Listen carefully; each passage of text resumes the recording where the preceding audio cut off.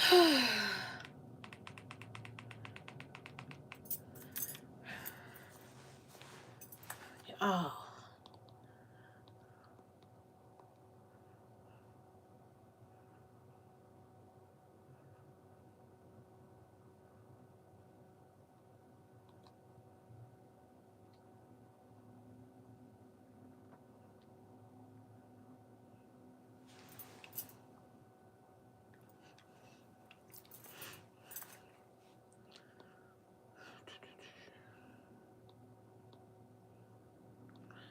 Hey, hey, hey, y'all. Hey, y'all. Hey, y'all. I am so sorry. I am late. I am so late. And I do apologize. Hey, hey, what's going on, people? Please, please, please forgive me. Y'all know I don't do business like this. Hey, Tina Mo, how are you, sis? From another miss. Good night, Miss Mia. Hey, babe, how are you? How are you? So I am not gonna even what's the old people say, I'm not gonna even tarry. I'm gonna get this started. Come on. I'm trying to get it up on the TV so that I can see, because this daggone iPad, listen, I'm still trying to work the still trying to figure out some of the things on this iPad, but I'm here. Hey Anthony, how are you? How are you? All right, here we go. Yes. So I'm gonna go ahead and get started. So tonight is going to be part 2 of our little conversation about 911 dispatching. I first, let me apologize for being late. I'm glad you're doing well, Anthony. I apologize for being late. Our class was graduating today, and so hey, Dr. Fire, how are you? Our class was celebrating everybody graduating. So everybody will be on shift completely Monday coming. And so we went out to dinner. We even went early. And so I ended up just getting home like literally 5 minutes ago, walking in the door. So just a quick recap. Too cold to be on the construction site. I know that's right. What? But so I do want to say thank you for you guys coming. I appreciate you guys. Quick recap from last week. I was just giving you a background for me. I am a 911 dispatcher. I have been doing this for off and on 3 different times altogether, close to 20 years. And so I just wanted to give, because it's a lot of misconceptions when it comes to being a 911 dispatcher. And I see 30 people in the background. Y'all come on in and have a seat. Hit the like button. If you want to stay in the background, just go ahead and hit the like button. I would appreciate that, and it's free. I'd appreciate it. But just a quick recap, like I was saying, close to 20 years in the game, and I really think that this is my calling. Hey Corey, what's going on? So I really think this is my calling. Hi Richie, how are you? And so a lot of people have a lot of misconception when it goes they have the wrong conception when it comes to 911 dispatchers. A lot of people just think that everything magically happens, but it's a whole process behind each call, each thing that we do. We are the Corey. We are the first responders, as they like to see it, or the unspoken heroes or unseen heroes. So the questions, the few questions that I got, the last few questions that I did get, that's what we'll call all girls want some. All the girls want some Richie. Well, all right then, Richie J. Do your thing. Can I donate you? Can you donate to me? I don't have any super chat or any of that just yet. Just hold on, it's coming.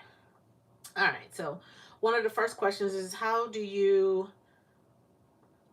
track calls when people hang up? A lot of one misconception is a lot of people, they will call and they think if they hang up really fast, then we won't be able to know that they called. But we have a system. It's called WPH2. It's like a wireless system.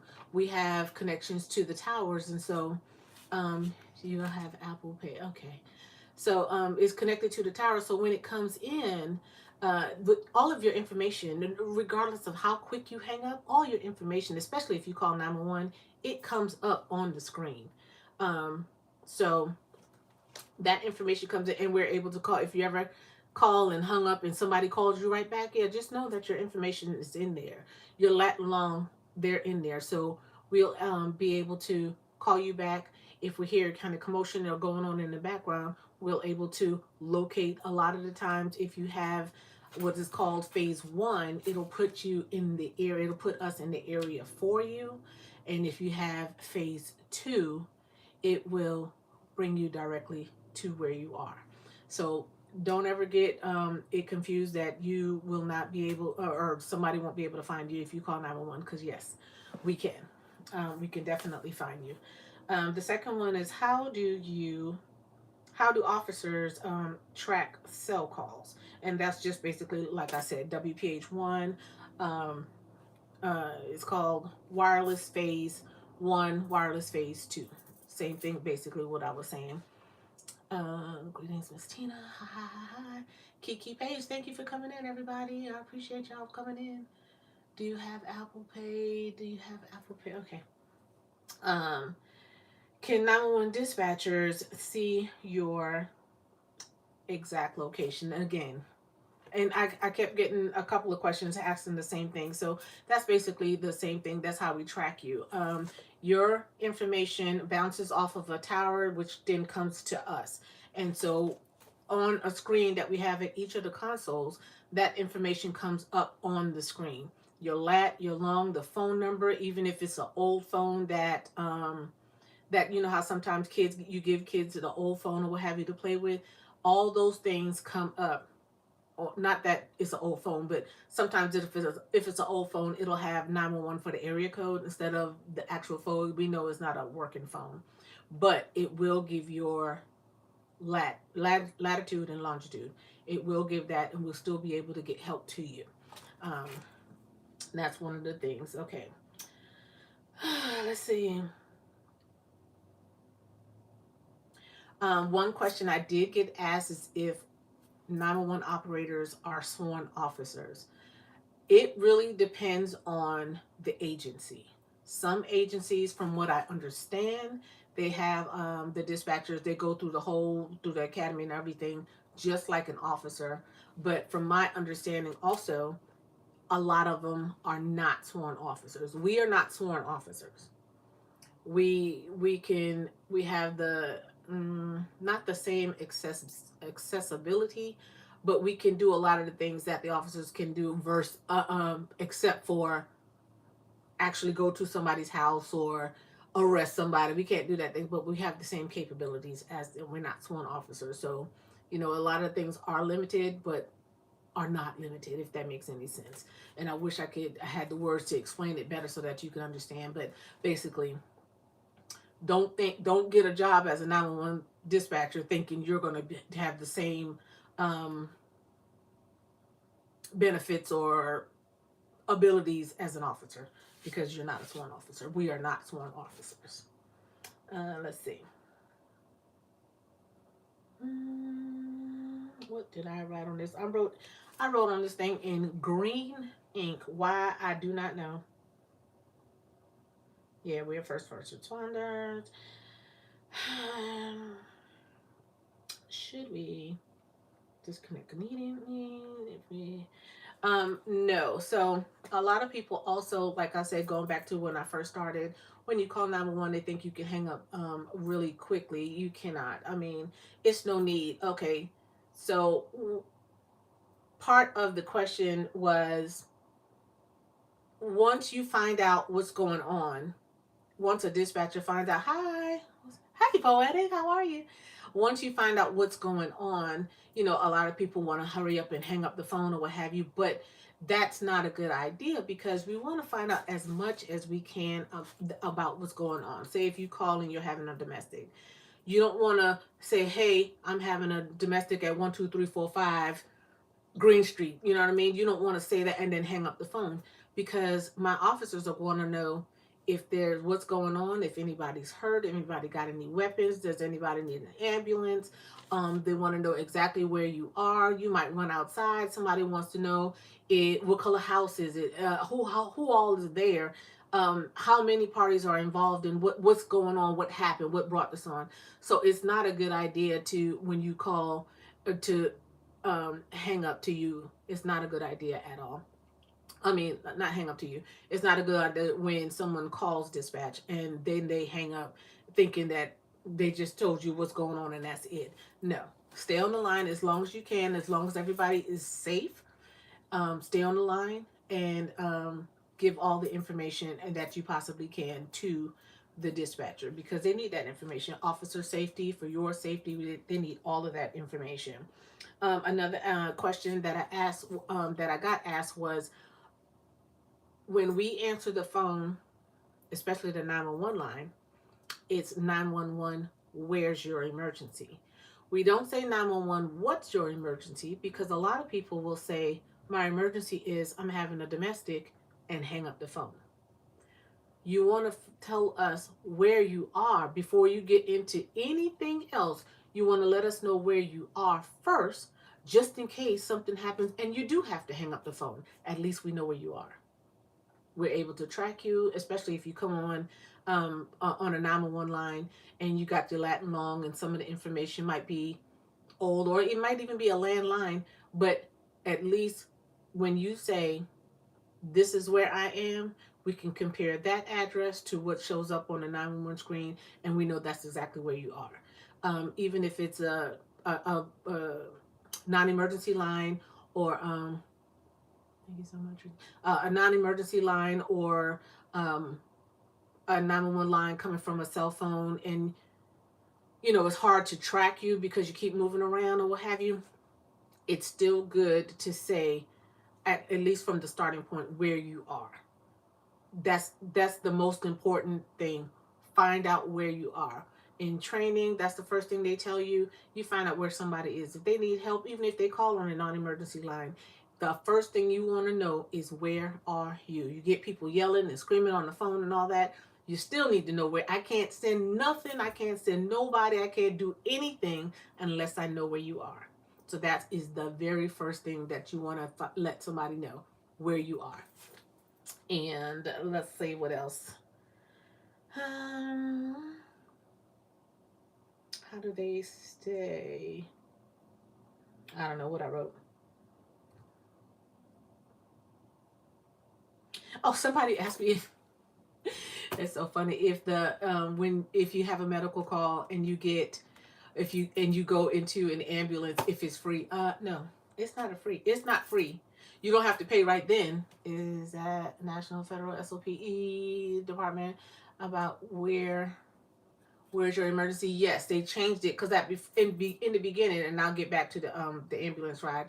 But in the beginning, it was, what's your emergency, because they, when 911 came around, I think that was in the I don't misquote me. I want to say maybe mid 80s, early to mid 80s, something like that. How many years until your pension? Okay, hold on, Dr. Fire. So yes, Tina, that is across the board at this point, because in the beginning it was, what's your emergency. Now they changed it. It is, where is your emergency? Because like I said, how I explained it, that's the first thing. I need to know where you are. Regardless if your leg got cut off, your finger got cut off, you got a splinter in your eye, doesn't matter. None of that doesn't matter if I don't know where you are. So they changed all of that. Dr. Fire, as a matter of fact, it is 20, I believe for dispatchers, it's 28 years.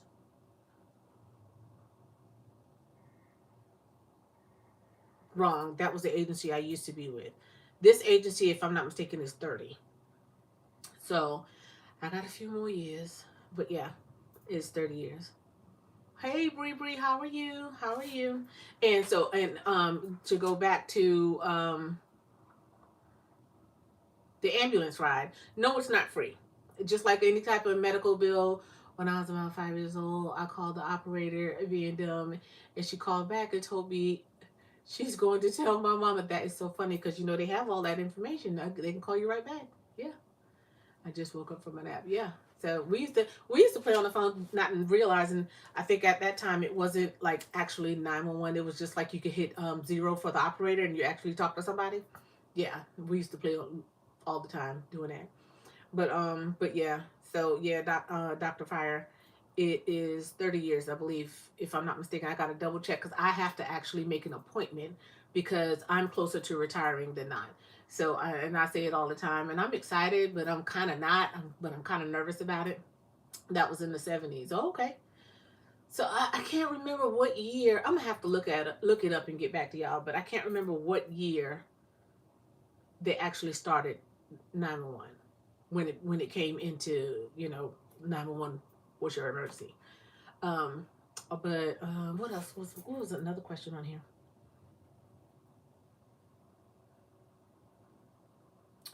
Missing. Just how busy is our center? So for our center,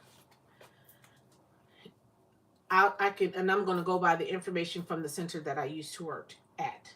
We used to answer, believe it or not, at least 250,000 calls. I believe it was on a 2 weeks, about 250,000 calls. I think it was every. I keep getting my numbers mixed up. It was either every 2 weeks they would do a report, or once a month they would do a report. 250,000 calls, but people call. When I say those calls are non-stop, you took that way back to rotary phones with that. Oh yes, yes. Dollar dead zero. Heaven hasn't just woke up and but yeah. So they the rotary phones. But yeah, what was I talking about? Shit. I'm so all over the place, y'all, and I truly apologize. This dinner, it threw me completely off. Um oh, yeah. So the calls. Oh, I'm glad you feel better. I pray you feel better. The we used to answer it's about 250,000 calls, I want to say once a month, because as I was about to say, the calls are non-stop. I had to be to work this morning at 7, and we didn't get out of there until 5. Now, we started in 1968, but it wasn't all over in the beginning. Yeah, okay. So in Buford, the building, the 911 center, I remember that being built, that particular building, it was built in the mid 80s. And I didn't even hear about actually calling 911 until probably, I want to say, maybe late junior high, going into high school. You know what I mean? Because I never knew anybody actually worked there, any of that stuff. So I remember the switch was made in the 80s in Memphis. Okay. So yeah, thank you, Vanessa. Okay, yeah. So a lot of that stuff I didn't even know. One of my friends used to work there, and that's how I even knew about it. Hi, Decenta, how are you? Thank you for coming in. I didn't even know that was even a thing. You hear about it on TV or whatever, but I didn't know it was a real thing until one of my friends started actually working there, and that's when she told me about it. That's how I ended up working there, and I was like, I thought that was the most amazing thing ever, because I had no idea, had no idea. But it's so cool, and it's just it's nonstop, right? I called zero back in the days. Well, yeah, I did too. Call zero, look it up, and I didn't know that. But thank you for that, Anthony, because I wasn't exactly sure, but I do know in Buford, that's where I'm from, y'all. In Buford, that's where they it was like in the mid 80s. Now, who's this? But yeah, so that was it was just a few questions, and but what I was going to say was about the ambulance was, a lot of people think it's free and all this stuff like that, and a lot of those things, they aren't free, but depending on the hospital, the agency itself get their money, of course. Um, you don't pay them, the ambulance driver or anything like that. They bill you. That's why they get all your information when you go to the hospital and the insurance and all that stuff. They get all that stuff. And if you, I remember at one point it was like $500 or something like that to go to get taken from wherever you were at to the hospital. I don't know what it is now. A lot of people are um, not convinced, but how do you decompress after a shift? A lot of people, they prefer, sometimes they don't want to go by ambulance, they prefer to go by car or what have you. I guess it's cheaper, I don't know. I've been in the ambulance I think twice in my life, and that was it. But how do we decompress, Dr. Fire? So a lot of the times in our a lot of the old centers, a lot, you take breaks, and after work sometimes a lot of people go to church, a lot of people go to the bar, or whatever the case is. A lot of the centers now that are being built or being constructed, what have you, they have a quiet room. And so our center now, it does have a quiet room.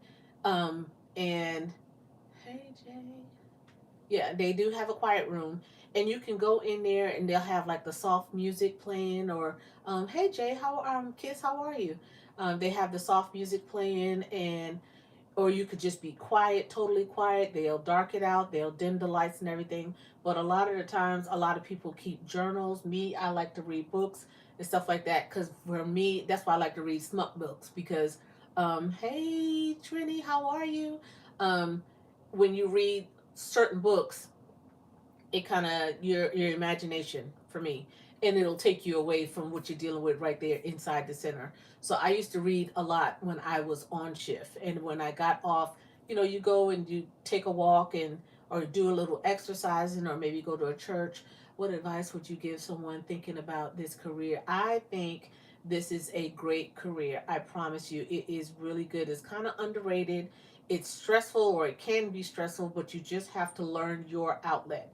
You have to be able to separate calls, and a lot of time, depending on where you're working at, sometimes you can get calls from people that you know, but you have to be able to separate that stuff. It is a really good career. You can grow depending on, again, your agency. Sometimes where I was, it was kind of a medium-sized agency where I was, but it was always room to grow. If I was back home, I probably would have still been there.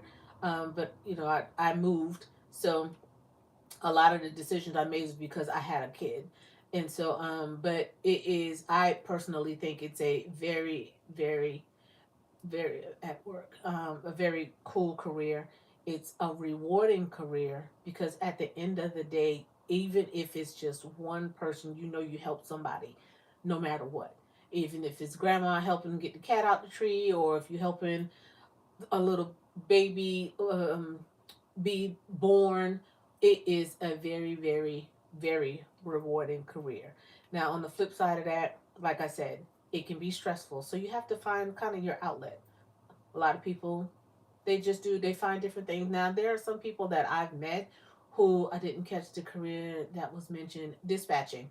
I'm a 911 dispatcher. I've been doing it for close to 20 years. Um, but like I said, the flip side to that, sometimes if people don't know how to handle stress, they tend to drink a lot. They tend to eat more. They tend to become overly sexual and promiscuous, and then doing it out of both pants leg. You know what I'm saying? Sometimes you have to learn to deal with the stress the best way you can. And I guess some people, how is that mentally? It's a lot mentally. That's what I was just saying. You have to be able to separate it, because when you walk in the door and you clock in, that's when it starts. You know what I mean? You have to kind of mentally prepare yourself. Me personally, on my way to work, I pray all the time anyway, but when I say a prayer when I'm about to walk in the building, and I say a prayer at the time clock, I go on the floor, I do what I have to do, and after each call, you can't hold on to each call. Of course, you're going to have some calls where it's you're going to think about and stuff like that. But at the time, once that call is over, you have to move on to the next one because the calls don't stop. The phone calls don't stop. So by the end of the day, a 12-hour shift, you a lot of the times, I'd say most of the times, you've forgotten about what you took that morning. You know what I mean? As soon as you walked in the door, and then you have to leave it there. When you clock out, you have to leave it there. You can't take it home because it'll eat you alive. But so you have to find your outlet. A lot of people, like I said, exercise, go jogging, boxing, release some stress, um, go swimming, walking, do whatever. You know what I'm saying? Just take a hot shower, go sit in the quiet room. So go sometimes I would come home from work, not at this place here, but before I would just sit in the car in the peace and quiet and just not say nothing to nobody. How long between breaks? So with 12-hour shifts, again, it depends on your agency and it depends on how many people how much coverage you got on your shift. You can get two 15-minute breaks and one 30-minute lunch. If you work it out and if there's enough people, then you can probably switch it or combine it to have an hour. If you got something going on, and if you have a good rapport with your shift supervisor, what have you, they will probably allow you to do it. Would you say that morale is low in places like that due to the stress? The morale is low, and okay, hold on. How long between? I answer between breaks. You get a 30-minute and two 15 minutes, or you can combine it. How many are really emergencies? Ask because I used to work at 311, and people that there's a lot of the calls that are not emergencies. People think when they call, they think it's an emergency, but a lot of the times it's not. But what might be an emergency to them may not be to us, and vice versa. So you have to deal with it that way. What did you say? The morale can get low, but in my personal opinion, when a shift supervisor has a good rapport with her shift, she can tell when the morale is low. And so it's partly up to the excuse me, it's partly up to the supervisor to kind of boost morale. You play games. You go, oh, if it's a bathroom break, you just get up, you tell somebody to listen to your radio, and you go to the bathroom. Um, um, but yeah, the morale, and I think sometimes that if you have that type of rapport with your shift, if your shift is as close as you would like for it to be,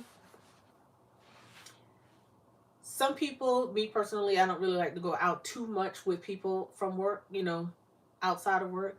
But a lot of the times that does boost morale. On the weekends that you guys are off, sometimes you don't want to really like, I seen y'all 15 days out of the month. I want to spend time with my family and all this stuff like that. But um, they have and I'll answer that question in 1 second. So you try to do things. Sometimes you can play games on shift, especially like on the weekend when brass is not in the building or what have you. You play games on shift and you let people do like a little recreation color contests or how many phone calls are you going to answer.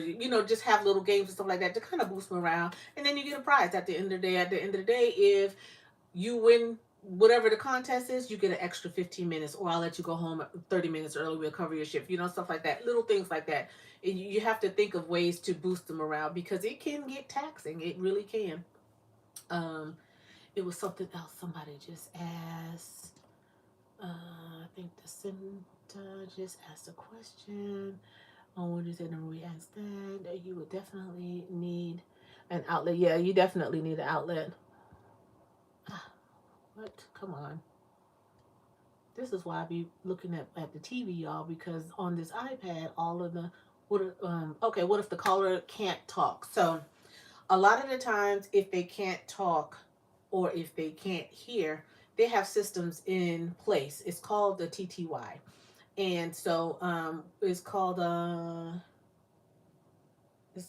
teletype something. I can't remember the actual what the initials stand for, but it's called a TTY. And that way, on their end, if they are hard of hearing, they can type, and the message will come to us either like a phone call or text. Remember, I told you on the last thing that text messaging, you can do that now with a lot of the 911 centers. But it comes in like, and it'll say something like, I need an ambulance, and at the end it'll say GA, which means go ahead. So that's telling me to go ahead and answer my question. Where are you? What is your emergency? Where are you located? Go ahead, and then they'll answer back. But it'll go back and forth. But it's on a system. You don't actually talk to them. And then sometimes if they are deaf, they will have a third party call us. So they would call whoever works their system, and then that person would call us, and we would relay back and forth, just like basically like the language line that I was telling you guys about. When you have situations where the person speaks another language or what have you, you call us. It's called language line, and they will interpret all that information for you. Same thing with the deaf and with the blind. They have braille. They can do that. Teletypewriter, yes. Um, they they can call and get that information to us, and we get them to it, and we'll get the officers to them, or ambulance or what have you. So yeah, all of that stuff is available. Absolutely. You guys have great questions, man. This is awesome. Let me see what else am I missing. Yes, praying without ceasing. Absolutely. Tell typewriter, how's it going? I'm your assistant, Mia. All right, Anthony. I appreciate you. Yes, I do. I sure appreciate it. I do. Because I'm telling you, sometimes my mind be all over the place. And I have to come. That's why I be in bed so doggone early sometimes. Because by the time I don't get through taking the calls. Oh, and that's another thing. So, a lot of people also don't understand when we come home. Hello, my friend. I've not seen you in a whole. You look beautiful. Oh, well, thank you. Thank you. A lot of people don't understand. For me, when I come home, my phone is basically on silent. Um, Even right now, on silent. Now, it's a few calls that I've missed already, but yeah. After hearing phones ring all day, I don't want to hear nothing but P and Q. Have you seen people not handle the call well? Absolutely, I have. Tina Mo show. There are so many people, and we have a yeah. I already said about my phone being on silent, but we have a whole system. We had it at the last agency I worked with. Also, it's called QAQI, and so quality check, or quality insurance, quality assurance. And so they make sure that your calls are good. If you answer the right questions, sometimes we do surveys at the end of the month. And there are people, 12-hour shifts are how long our shifts are: two on, two off, two on, three off. And so, but there are people who, it's almost like they talk how they answer the phone and talk to people, and they type how they talk to other people in person. You know what I mean? When they're off the job. And you have to be professional. And there are some people I've seen just like lose their shit on the radio, and I'm just like, on the radio, on the phone, and you just like, really? Did you not remember that you signed up for this profession? You know what I'm saying? They didn't recruit you. You came, you applied. So, there are some people who you have to, I've seen, just kind of lose it. Have you ever had caller use the code words, like saying they needed to order a pizza? I've never experienced it. I've heard of that, but I've never experienced it. A lot. I have witnessed where you would talk to somebody, instead of like saying pizza or something like that, they'll just be like, "Mm-hmm, yeah, girl, yeah, come on to the house," like that. And versus, I'd like to order a pizza with no olives. Make sure it's no black olives, stuff like that. So yeah, I've witnessed that. And they try to be subtle with it and try to laugh it off, and you can hear it in the background. You'd be like, yeah, you can hear the whole commotion going in the background. Girl, yeah, y'all coming over? Girl, remember, yeah, apartment C. Mm-hmm. Girl, yeah, make sure you bring your brown bag, and just kind of play it off like that. Next thing you know, somebody knocking on the door. But But yeah, I've never experienced it per se, but I have witnessed other people do, not the pizza, but the yeah girl. So yeah, but it's really cool. But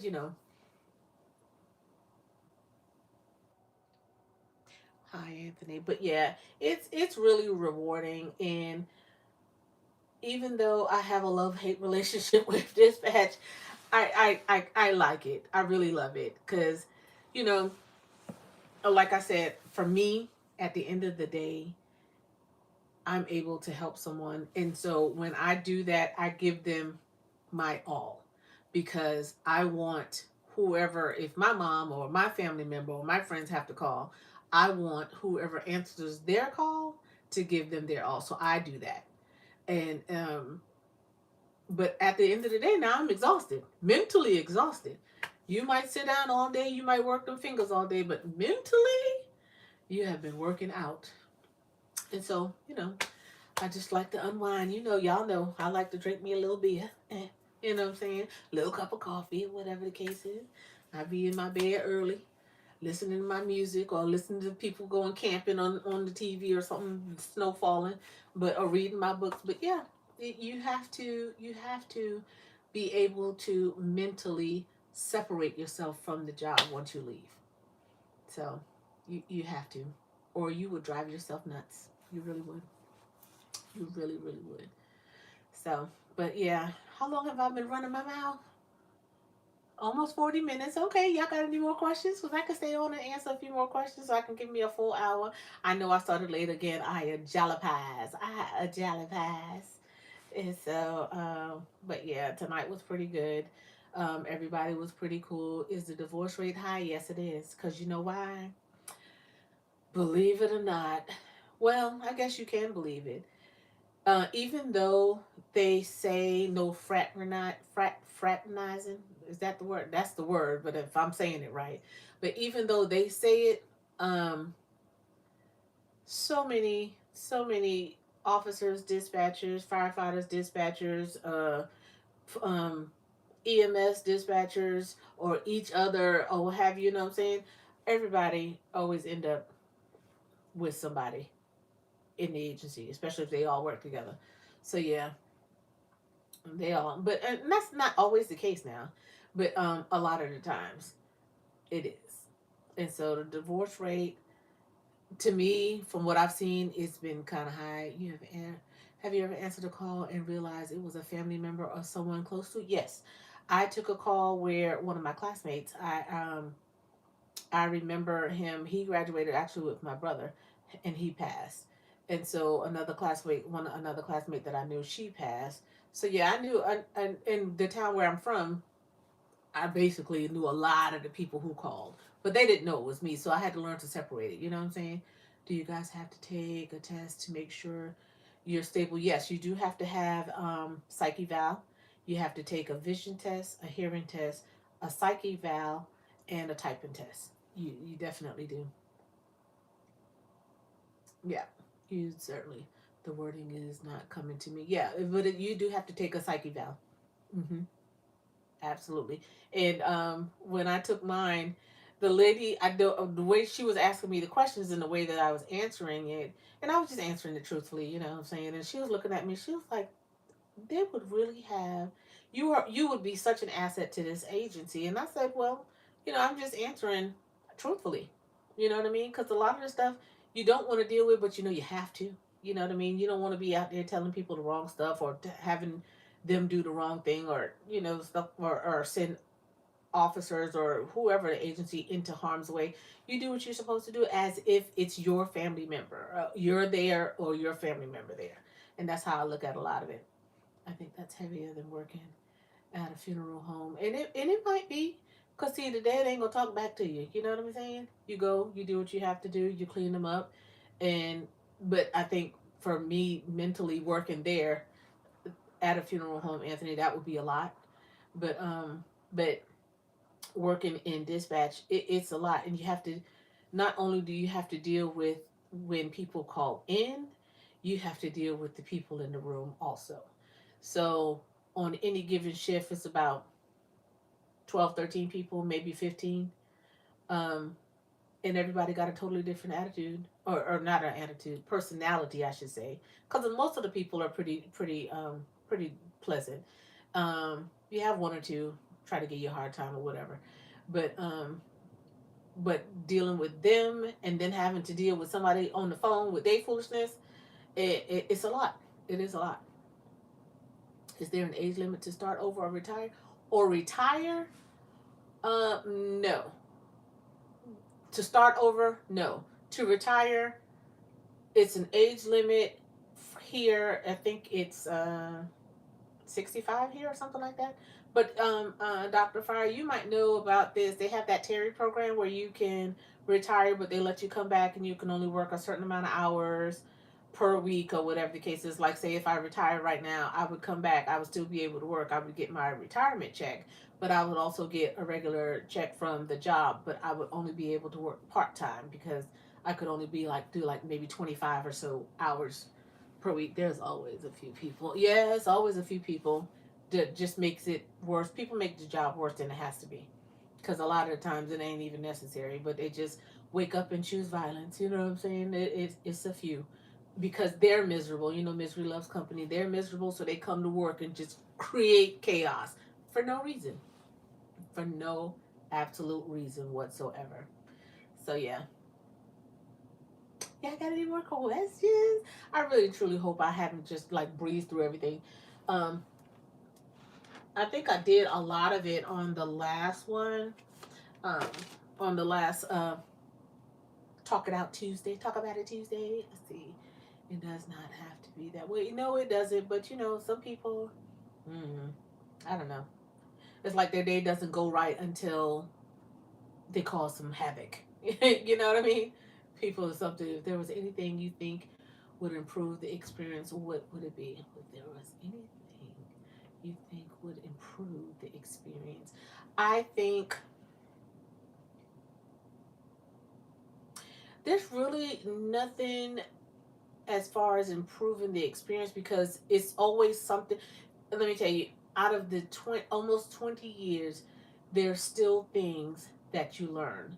So you're learning something pretty much every single day. Even if you learned it in the past and you forgot about it, then you're like, oh shit, you know what I'm saying? It's almost like you're learning something every single day. So it's really nothing to improve. You just got to keep your mind sharp so you can try to remember, and keep your skills up or what have you, the EMD skills, or APCO as they call it now. But when you would give, like, say, directions over the phone if somebody's choking, CPR type deal.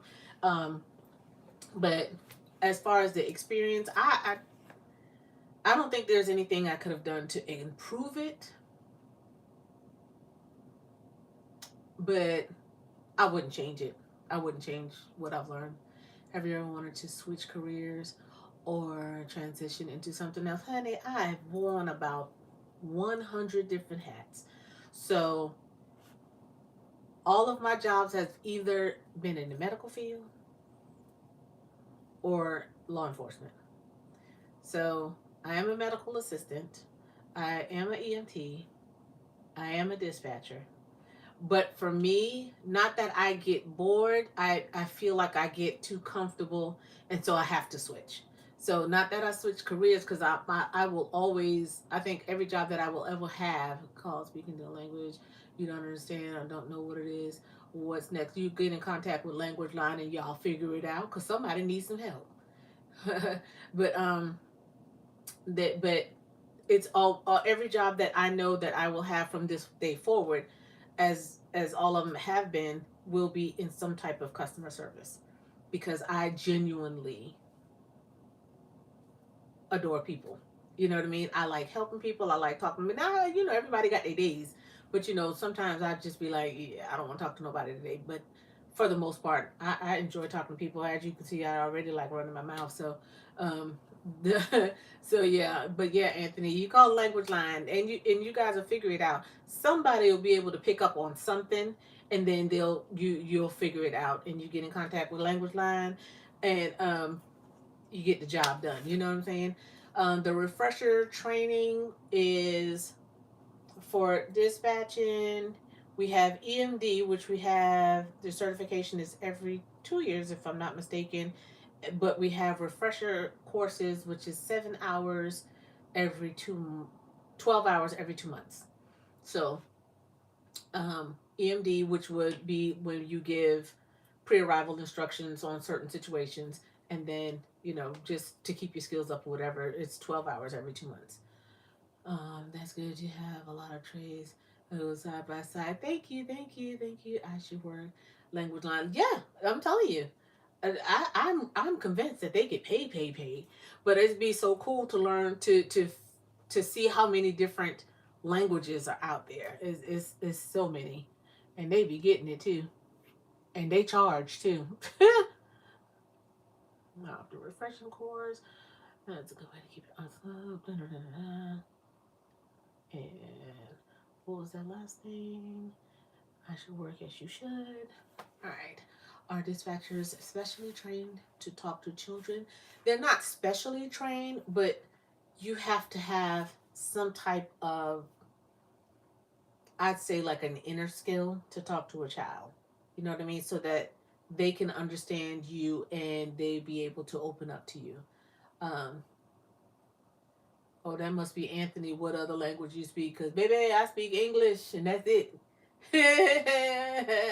But yeah, you don't have to take any special training to talk to a child. But I think it just takes a lot of patience. And especially if you have children or maybe small nieces, nephews, what have you, that helps too.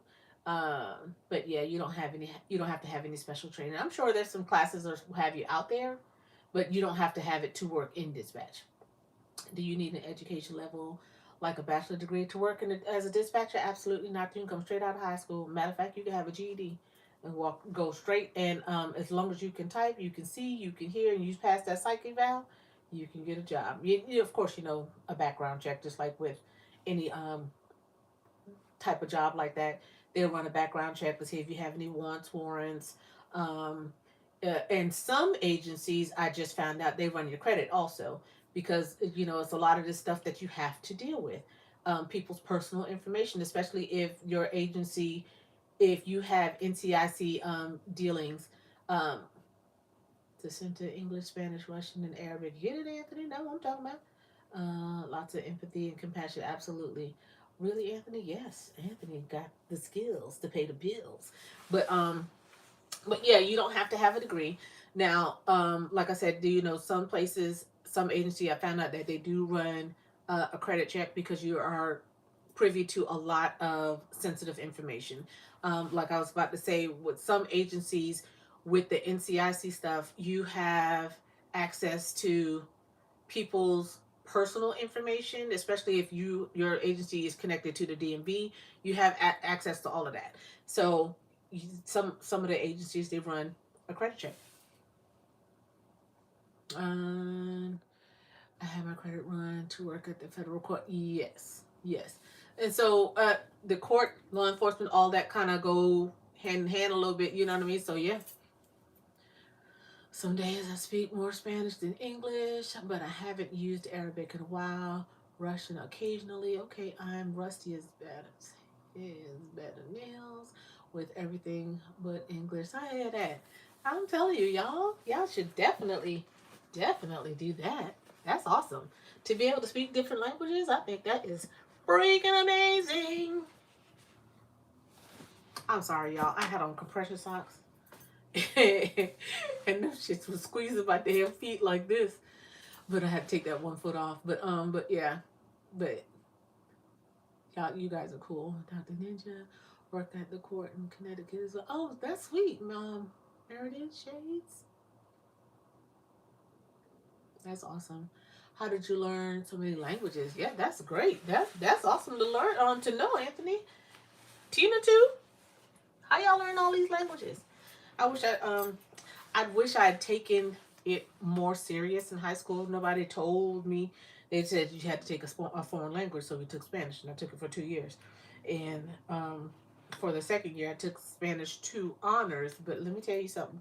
Once I completed that class, when I walked out the door, I left it right there because nobody told me that. I don't know. Just maybe You might need it in the future. No one said it. No. So I took it and I left it. Can law enforcement know who you are from your license plate? Absolutely, they can. Yes, they can. Now, a lot of the times when they do run your license plate, depending on the agency, because you know the laws change per agency or what have you, they have to have a reason to run your license plate. They have to have a case number to run your license plate because they have to enter that stuff into what's called the NCIC machine, terminal, which is the National Crime Information Center, and so they have to have a reason to run that stuff. Now, if they see you hauling ass down the street somewhere and they're coming chasing you, they're gonna run it. You know what I'm saying? But to just be in the parking lot just running tags, a lot of them they have to have a reason why. Just in time. Oh, okay. So yeah, they have to have a reason. So yeah. Would it tell them that I am a federal court employee?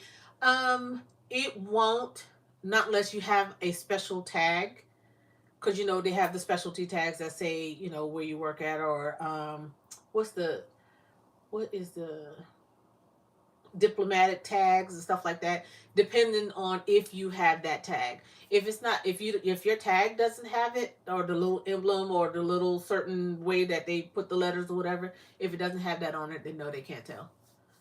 I learned most of I took French in school. I was born in Cali, where almost everyone spoke Spanish. Yeah, true, true, true. Yeah. Good afternoon. How are you doing tonight? Hey, Seneca. How are you? Rally judges have special plates. Yes, they do. Judges have special. Yeah. So, like I said, it depends on the specialty tag that you have. If you have that specialty tag, then they'll be like, okay, they'll think twice, or when they ask you. So if they see that you have that specialty tag and they happen to pull you over, they'll ask you, where you work, or what have exactly. I had to know. Yeah, they'll ask you where you work, or you know, once they see that you got those specialty tags, and then you pull out your little billfold with all your information in it, yeah, they'll know. Absolutely. And most of them will probably just let you go around about your business too. Okay, Mama had surgery last Monday on her right knee. Sorry to hear about your mom, Seneca. I hope and pray that she's all right. She'll pull through, have a speedy and full recovery. Yep, we just in here just doing this. I got about 8 more minutes, y'all. Okay, give me a couple more questions so we can talk about it.